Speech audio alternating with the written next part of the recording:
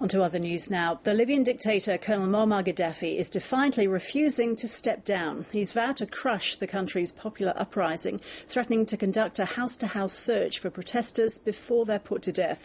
The United Nations Security Council has condemned the government crackdown, calling for those responsible to be held to account. Middle East correspondent Ben Knight reports. The speech lasted for more than an hour, but rarely did it make much sense. But one thing is clear, Moamar Gaddafi does not intend to stand down. I am paying the price of staying here.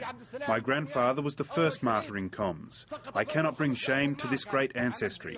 I shall die as a martyr beside him in the end. For the first time, the Libyan leader acknowledged the violence that's been taking place in his country.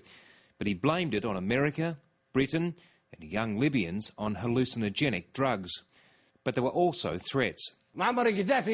We still have not used force yet. The force will support the Libyan people. Most ominously of all, he invoked the precedent of Tiananmen Square. After 2 Air Force pilots sought asylum in Malta yesterday, there are reports that a Libyan Navy ship has now done the same. Others are leaving any way they can, through the borders with Tunisia and Egypt, the 2 countries that began this wave of revolution in the Middle East. And that wave is now peaking in another country, the Gulf nation of Bahrain.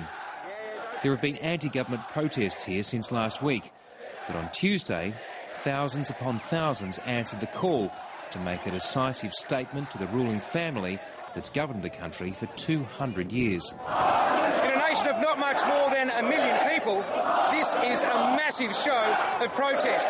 And it's not hard to see where their courage has come from. They've seen Tunisia fall, they've seen Egypt fall, and as they're marching, Libya is also on the brink. Many of them carried pictures of those killed last Thursday and Friday, when police raided protesters in the city's main square. The police turned up again today, but this time it was to join the protest. Bahrain's king is making concessions, but after the violence of the past week, it may be too late for talking. Ben Knight, ABC News, Bahrain.